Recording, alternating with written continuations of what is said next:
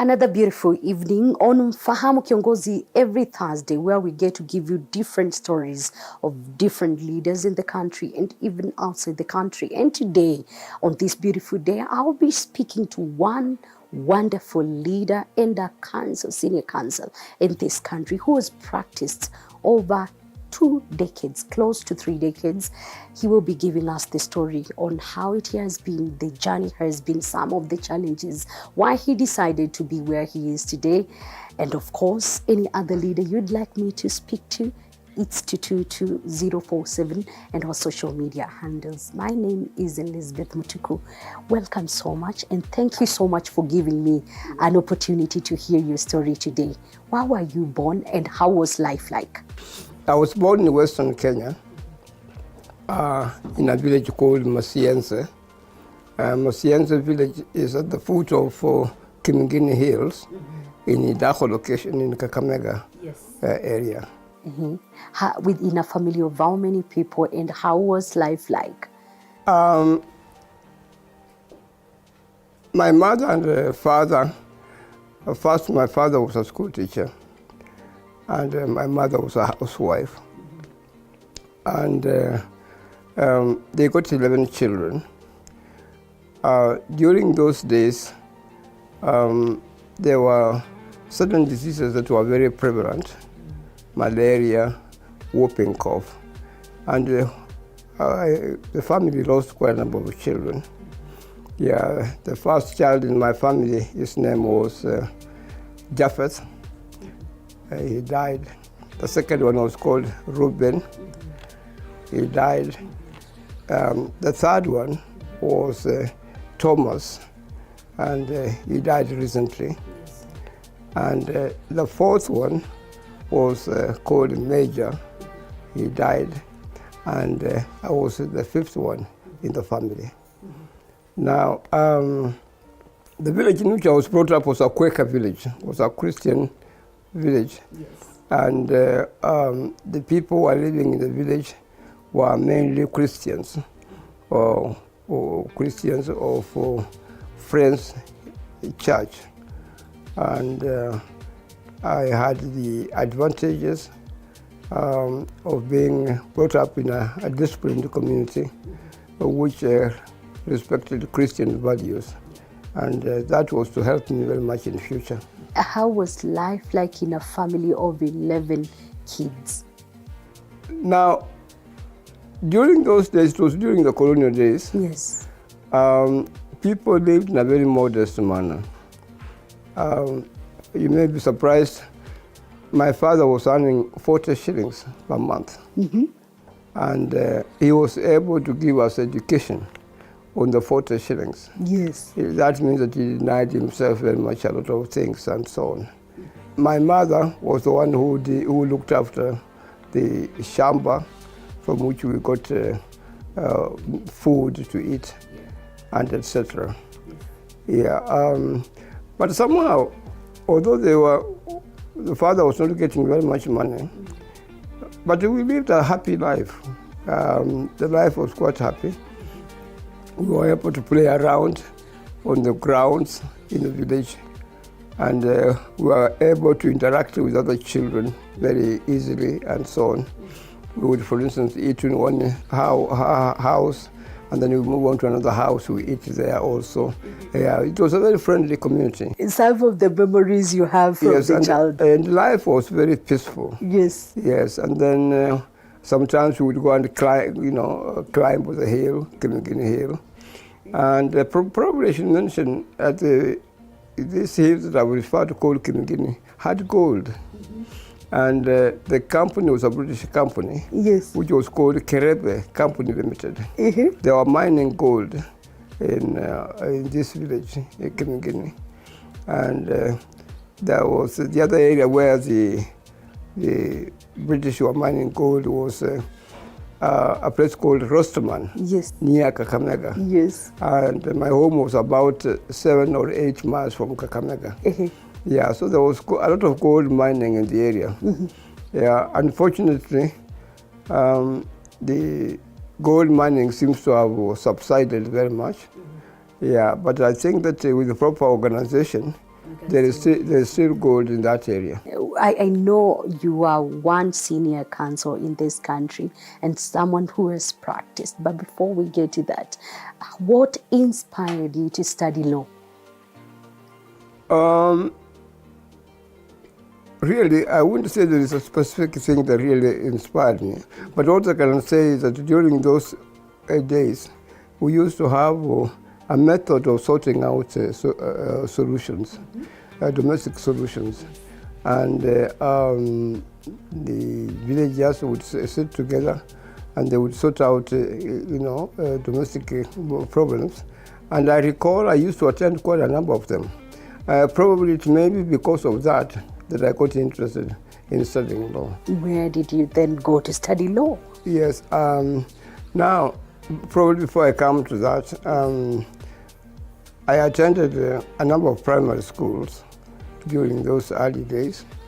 And I recall there was one primary school which I attended where my father was teaching. This was Salvation Army, Kakamega, and he was teaching us. And then during those days, we used to hold, to take competitive examinations at 75. Then we would go to a boarding school. So I went to a boarding school, which was a government school, called a Government African School, Kakamega. I was there for 3 years. During those days, it was Standard 6. Standard 7 was referred to as Form 1. Standard 8 was referred to as Form 2. Now, at the Form 2 level, I took Kenya African Preliminary Examination, and I passed well. Then I was offered a chance at Alliance High School, where I stayed for 4 years. Alliance High School? Yeah, at Alliance High School. During those days, the principal was Edward Carey Francis. Yes. And colonial era still. Yes, the school teachers were mainly white people. Yeah. And even at Government African School, Kakamega, the school teachers were mainly white people. But very interesting point I may make about these teachers, they were really committed. They were committed. They were not earning very much money. Was there discrimination then? For instance, you may be surprised, the principal for Alliance High School, Edward Carey Francis, his salary was 300 shillings per month. And he used to wear khaki shorts and they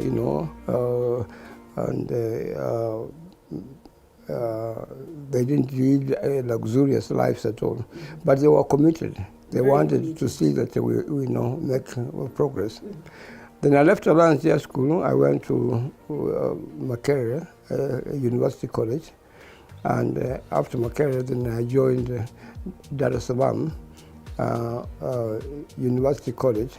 Dar es Salaam University College was offering Bachelor of Laws degree, but this was Bachelor of Laws degree of London University, external degree of London University. Yeah, so I sat and qualified, and I got a Bachelor of Laws degree. Then when I left Dar es Salaam, I joined government service. By then, it was for a very short time during the colonial era, and then Mzee Jomo Kenyatta took over, and I was employed as deputy registrar of the Supreme Court. Yeah, this was the High Court. The High Court used to be called Supreme Court. Yes, and then I joined the office of the Attorney General, where I did some prosecutions. Yes. Then I was also a magistrate, where I did some, I had some cases for a short time and so on. Yes. Now, probably I had forgotten, I went to New York University in America, where I got a master's degree in international law. Yeah, and then I joined the South African community as deputy counsel of the community. Were you married all this time? No, I got married I got married in 1966. Yeah, I got married in 1966. At that time, when I got married in 1966, I was working in the judiciary. Yes. Yes. How did you meet? In fact, I met my wife in the judiciary. Yeah, I met my wife in the judiciary. Yes, and we got married. We registered our marriage. Yeah, we lived together very well. She was a very good lady, and our relationship was good. Yeah, she was a lawyer also.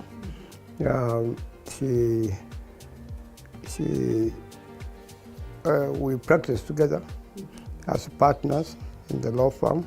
At the same time, we were running the family together and so on.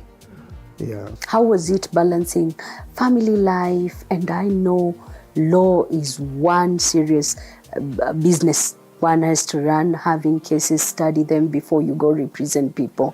And she was a lawyer too. How was it like for you guys? Actually, when you are living together or cohabiting together with a wife, the issue of who is superior or who is not superior doesn't really come up.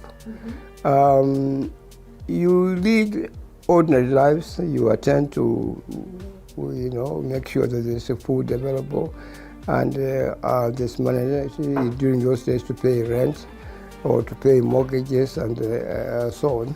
And there was no issue or disappointment or bitter arguments and so on, how to live and so on. But we lived very well. Yeah.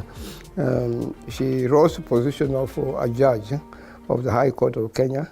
I was not a judge myself, but still, even when she was a judge, she was performing the domestic work. I mean, she would probably at times wake up early, prepare food and so on, and we would eat together. Yeah, so that we lived together very well. There was no problem at all. There is an important point you've made, that when you're living together, there is no one who is superior than the other. But we have a generation which thinks that one has to be superior than the other. The man has to be... That's unfortunate. That's unfortunate. That's unfortunate, because the question of superiority is not a business concern, that one should feel that is superior to the other one and so on. You live together, you attend to children, you attend to domestic issues, you try to see whether you can sort them out and so on quietly. Yeah, I may, for instance, tell you something that may surprise you. Yes. When she was working and earning money, I never asked her for money. Oh, really? Yes, I never asked her for money. All through? No, I never asked her for money. I thought it was my duty, my role, to make sure that I'm providing for food, I'm providing for other things in the family. But when she noticed that we had some issues, some problems, she would actually volunteer and pay money. For instance, there was a time when we had taken a loan from a housing finance company, and there was a threat that they wanted to sell my property because I had not paid loans in time and so on. She, on her own initiative, without me asking her, she wrote out a check for 3 million shillings and gave me. It just shows you that she was able to chip in her money when she thought that there was need to do so. She did. But I never asked her for money at all. In short, 48 years which you lived together, you never asked for money. Her money is her money? No, the money was her money. I never asked her for money. And I never made it an issue that, look, how much are you giving this month or what and so on. No. I thought that as a man, it was my duty to make sure that I'm providing food, that I'm attending to domestic expenses and so on.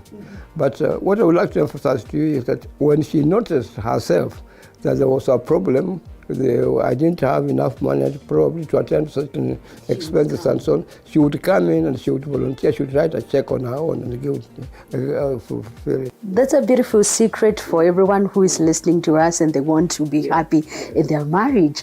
I know very well you had a family. Yes. Of how many kids? 4. We had 4 kids. And I educated them in expensive schools. One was St. Mary's School, another one was Valley Road. Two boys went through St. Mary's School, and the two girls went through Valley Road. I was able to send my son to Warwick University. Unfortunately, he died recently. That is Albert. And I was able to send another son to Leeds University in England. I was paying them. I was paying the money. That's why I'm saying that she would chip in money herself, and so on. And I sent one daughter of mine, who is in the States, to Massachusetts Institute of Technology. Yeah, and another daughter I sent her to university in Boston, and she's working now with the World Bank. She works for the World Bank here. Oh, that's good. How many grandkids do you have? That I have not been blessed very much. I have one grandchild here, and there's another granddaughter who is in the States, and then another grandson who is also in the States. I know you've practiced law in different regions, from Moi era to where we are today. What are some of these challenging cases you had and prominent people you represented? When we got independence, there were certain concepts that were not very prevalent during those days.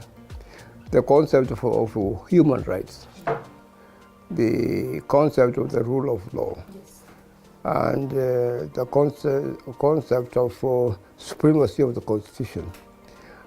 These concepts were not very much prevalent at all. But one thing I can point out in favor of Mzee Jomo Kenyatta, at no time did I ever get a feeling that he interfered in the judiciary. He respected the judges.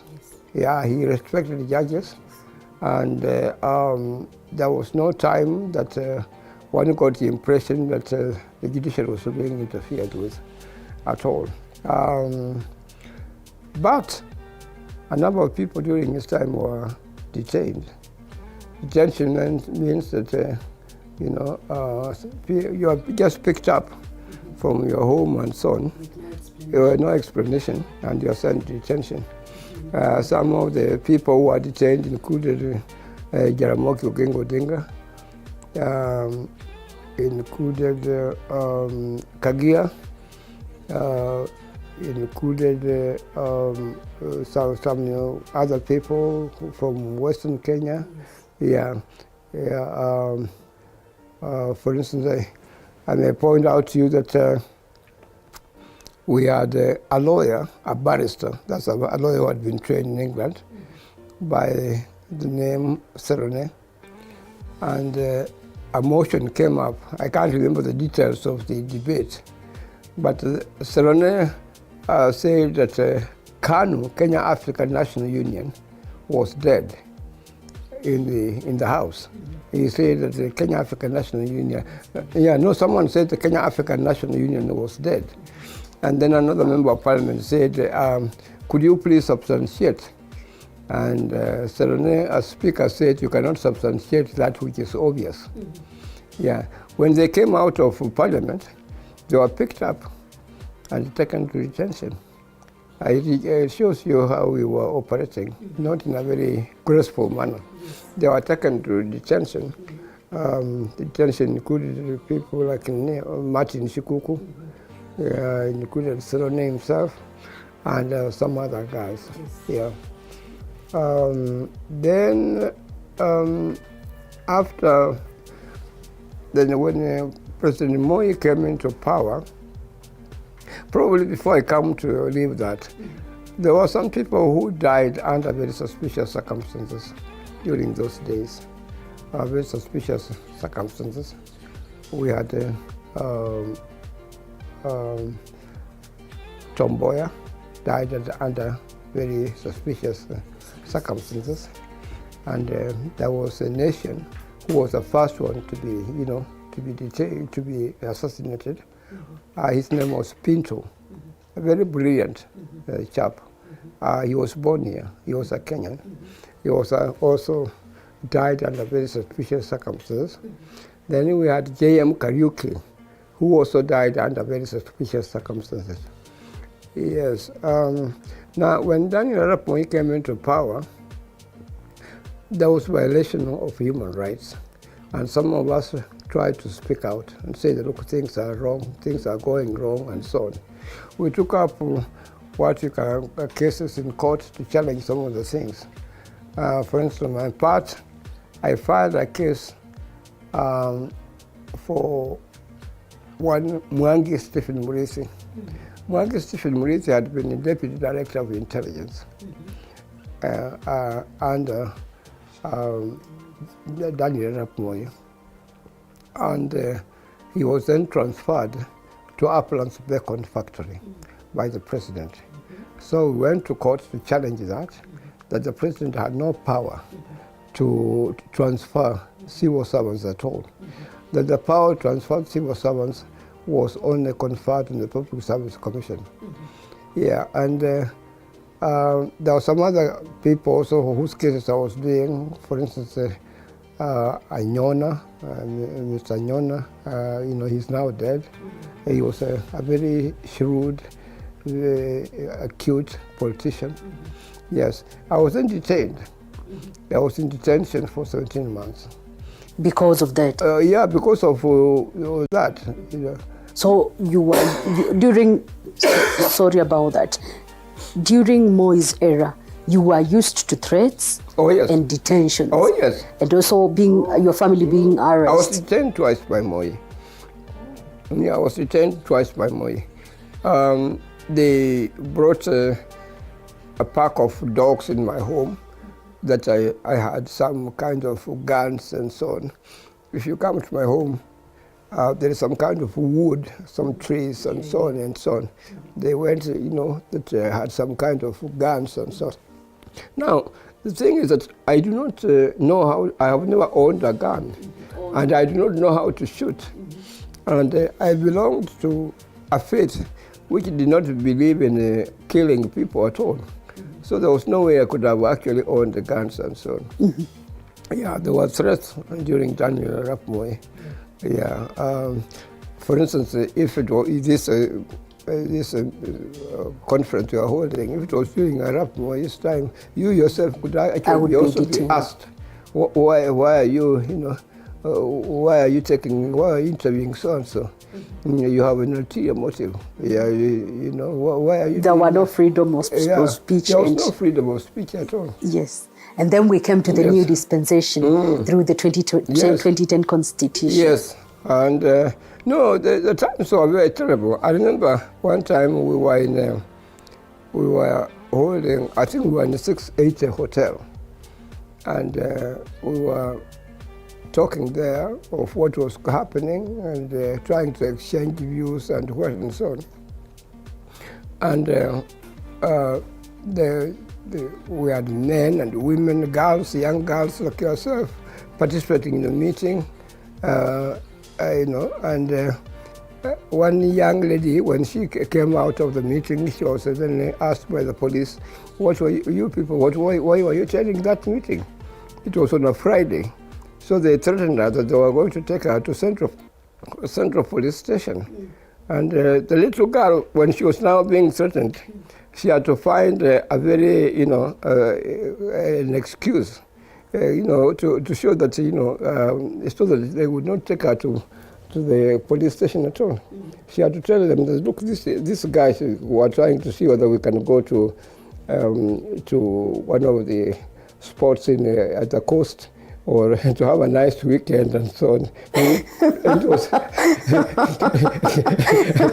that's how she was able to be released and so on. Yeah. That means it was tough. A number of people were detained. Yeah, it was an autocratic rule. Yeah. How did you manage with your family, considering that also your wife was working as a judge and your family? No, in those days, my wife was not working as a judge. She was just She was just an advocate. We were working together. Yes. Allow me to cut you there and end it today in that point, but then I'll be back for part 2, still here with you.